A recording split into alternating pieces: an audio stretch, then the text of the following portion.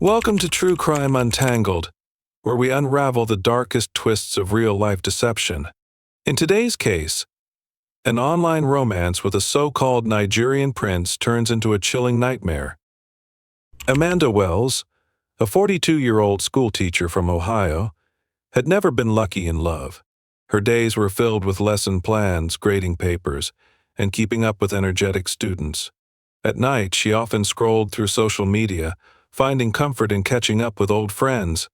It was on one such evening that a friend request appeared on her Facebook feed from a man named Prince Adewale Okonjo. His profile picture showed him in an elegant white suit, standing beside a luxury car. Out of curiosity, she clicked on his profile. His page was filled with grand images, lavish mansions, expensive watches, and photos of him visiting orphanages.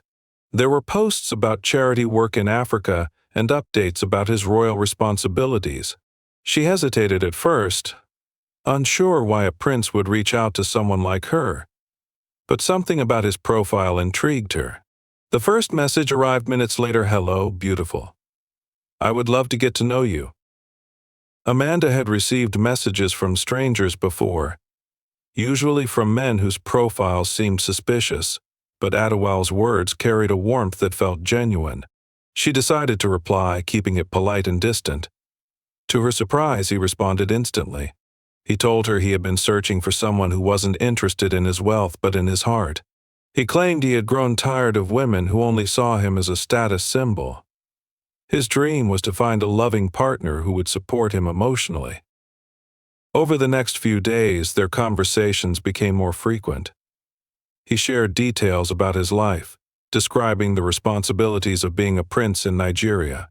He spoke of political challenges, his desire to modernize his family's legacy, and his plans to expand his charity work. Amanda found herself captivated. He was unlike any man she had met, eloquent, ambitious, and deeply passionate about his people. He asked about her life, too, and seemed genuinely interested in her work as a teacher. He told her that he admired her kindness, her patience, and the way she dedicated herself to helping children. Adewale's attention made Amanda feel special. It had been years since someone had taken such an interest in her. As the weeks passed, their bond grew stronger. Late-night chats turned into morning texts. He sent her romantic emails filled with poetic words about destiny and fate. His charm was undeniable, and she felt herself falling for him. Despite the distance, he promised that their love was real and that he couldn't wait to meet her in person. Then, one evening, he told her about a problem. His bank accounts had been temporarily frozen due to a political dispute in Nigeria. He was embarrassed to ask, but he needed her help. It was only a temporary issue, and he assured her he would repay her as soon as it was resolved. He asked for $5,000 to cover some urgent expenses.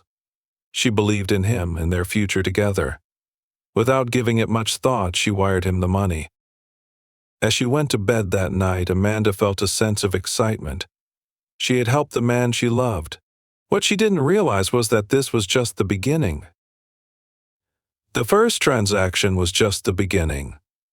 Days after Amanda sent the $5,000, Adewale messaged her again, this time with a more urgent request. He explained that he had been working with lawyers to unfreeze his bank accounts so he could travel to the U.S. and meet her. But there was an issue. The legal fees had increased unexpectedly, and his attorney required an additional $10,000 to finalize the paperwork.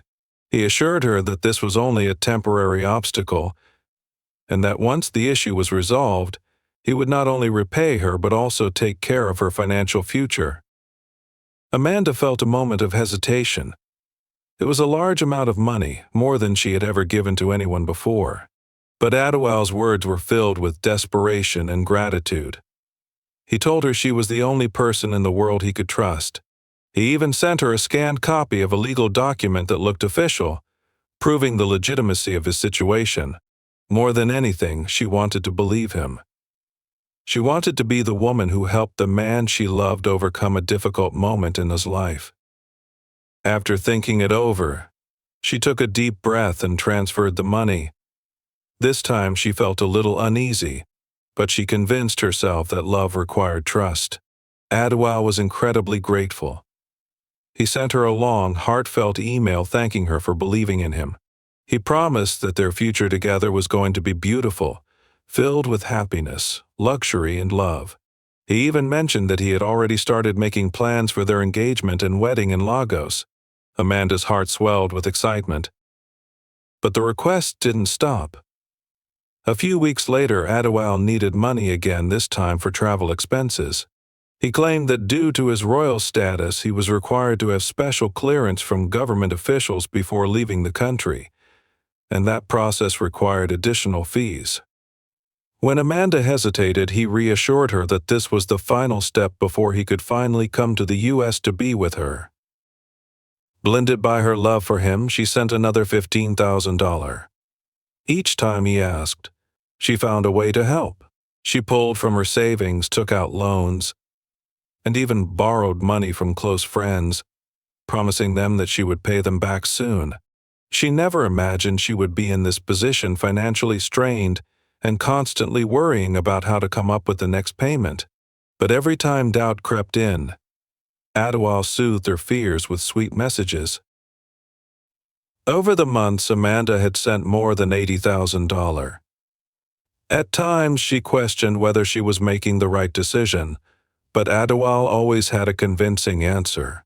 He talked about their future, their life together, and how everything would soon be worth it. But something didn't feel right. Every time she asked for a video call, he had an excuse: his camera wasn't working, his internet connection was bad, or he was traveling for royal duties. His social media presence started to seem inconsistent.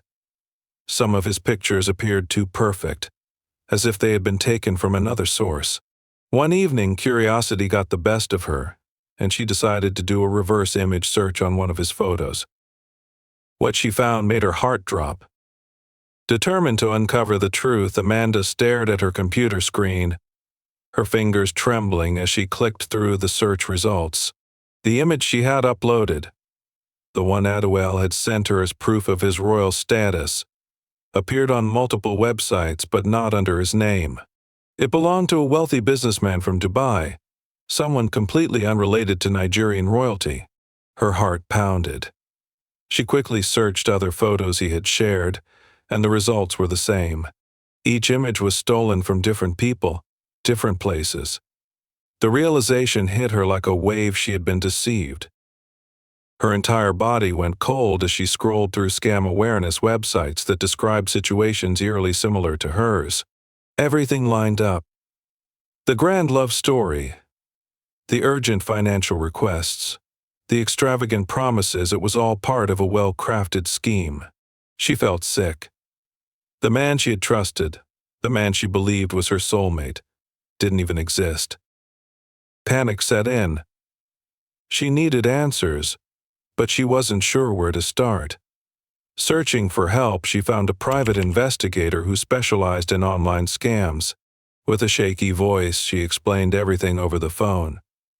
The investigator listened carefully, then asked for any details she could provide: bank transactions, emails, messages, anything that could help trace the scammer. Amanda forwarded everything, hoping she wasn't too late to do something about it. A few days later, the investigator called with news that shattered what little hope she had left. The name Prince Adewale Okonjo was fake, and the identity he had built online was completely fabricated. He wasn't a prince, and there was no political issue causing his bank accounts to be frozen. In fact, he wasn't even a single person. He was part of a well-organized fraud ring based in Lagos, Nigeria. The investigator explained that these scammers worked in groups, targeting lonely individuals, spinning elaborate stories to make them believe in love, then slowly draining their finances. Amanda felt an overwhelming mix of emotions: rage, humiliation, grief. She had given everything to someone who never existed. How could she have been so blind? The logical part of her knew that she had been manipulated by professionals, that they knew exactly how to make her trust them. But that didn't make the pain any less real. Fighting back tears, she decided to confront him. She drafted an email, her fingers shaking with anger as she typed. She told him everything she had discovered, exposed his lies, and demanded answers. Hours passed with no response. Then, finally, a reply appeared in her inbox. At first, Adwal denied everything. He accused her of overreacting, said she was ruining their future over paranoia. He called her ungrateful, claiming that he had truly loved her and that she was throwing everything away. But when Amanda refused to back down, his messages turned threatening. He warned her to stop digging into his life. He told her she would regret trying to expose him. Terrified, Amanda reported everything to the FBI, hoping they could take action. But when she spoke to an agent, she learned that she wasn't the only victim. There were hundreds, maybe thousands of people around the world who had fallen for similar scams. She had lost more than just money. She had lost trust, security, and a part of herself. But the nightmare wasn't over yet. Weeks passed and Amanda tried to move on, but the fear never left her. Even though she had cut off all contact with Adwal, there was a lingering sense of unease that followed her everywhere. She had exposed him, and now she felt vulnerable, as if he was watching her from the shadows, waiting for the right moment to strike back. She told herself it was paranoia, a natural reaction to being scammed, but then strange things started happening. One evening she left work and walked to her car, only to find that 2 of her tires had been slashed. The damage was deliberate, deep, precise cuts. Her stomach tightened. It could have been random vandalism, but something about it didn't feel right. She reported it to the police, but with no witnesses or evidence, there was nothing they could do. It was just the beginning. Late at night, her phone started ringing from unknown numbers. At first, she ignored them, but the calls kept coming. Sometimes there was silence on the other end, other times she heard faint breathing before the line went dead. It was unsettling, but she convinced herself it was a coincidence, maybe even a telemarketer. But then came the emails. They arrived in her inbox without warning, from different accounts with no names. The messages were brief but chilling. You think you can expose me and walk away? Watch your back. You made a mistake. Each one sent a fresh wave of panic through her. She changed her passwords, activated 2-factor authentication on all her accounts, and even deleted some of her social media profiles. But the messages kept coming. She confided in her sister, who insisted she stay with her for a while. Amanda packed a bag and left her house, feeling safer but still unsettled. She installed security cameras around her property and started checking over her shoulder whenever she went outside. She wanted to believe that it was all an intimidation tactic, that Adwal or whoever was behind this was trying to scare her into silence. But then, things escalated even further. One evening, as she was about to go to bed, she received a fraud alert from her bank. Someone had attempted to open a credit card in her name. The next day, another alert came, this time about a loan application she had never submitted. Panic set in. Her identity had been stolen. She immediately called her bank, reported the fraudulent activity, and froze all her accounts. But the damage had already begun. Her credit score plummeted. Collections agencies started calling about debts she didn't owe. She felt like she was losing control of her own life. The financial loss from the scam had been devastating, but this was something else entirely. It was personal. Whoever was doing this wanted to ruin her completely. The police took her reports more seriously now, but there was little they could do without proof of who was behind it. She kept wondering, was Adwal really the one orchestrating this? Or was someone else involved? The uncertainty was unbearable. As she sat in her sister's living room, staring at yet another fraud notification, a terrifying thought crossed her mind. What if this wasn't just about money anymore? What if someone was coming for her? Amanda's life had become unrecognizable. Every day felt like a battle against an unseen enemy, someone who knew everything about her while she knew nothing about them. The financial losses had been devastating, but it was the fear that consumed her now. No matter how many times she changed passwords, checked her credit reports, or filed police reports, the attacks didn't stop. Whoever was behind this was relentless, determined to make her suffer for uncovering the truth. One evening, after another long call with the bank disputing fraudulent charges, Amanda decided to check the security camera she had installed around her house. She hadn't been staying there, but she still monitored the footage regularly. As the screen loaded, she saw nothing unusual, just the quiet, empty front yard. But as she scrolled through the recordings, her breath caught in her throat. There, in the grainy footage from the night before, was a shadowy figure standing near her back door. The person didn't try to break in. They simply stood there for nearly 5 minutes, unmoving, before disappearing into the darkness. A chill ran down her spine. This wasn't just about scamming her anymore. Someone wanted to terrify her. She took the footage to the police, but without a clear image of the suspect, there was little they could do. They advised her to stay somewhere safe, keep a close eye on her surroundings, and avoid sharing any personal details online. But Amanda knew she couldn't live in fear forever. She had to take action. With the help of the private investigator she had hired earlier, she decided to dig deeper into Adewale's network. They traced the accounts used to receive the money she had sent, following the transactions through various international transfers and fake businesses. Eventually, one name appeared more frequently than the others: Daniel Obasi. Unlike the fictional prince, this person was real. His name was connected to multiple fraud cases across different countries, all with similar tactics. Amanda took this new information to the FBI, and for the first time she felt like progress was being made. Investigators confirmed that Daniel Obasi was a known scammer operating in a syndicate responsible for defrauding hundreds of victims worldwide. His network was vast, making it difficult to catch him, but now they had a lead. The FBI assured Amanda that they were working on it, though they couldn't promise immediate results. Weeks passed with no word. The threat slowed but never fully stopped. The silence was just as unsettling as the constant attacks.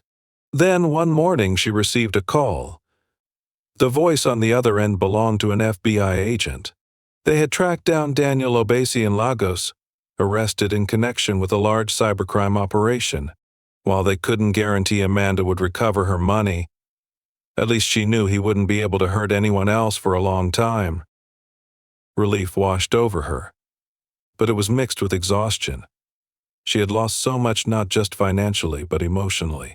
The experience had changed her. She no longer trusted as easily, no longer believed in fairy tale romances. But she had survived. She had fought back.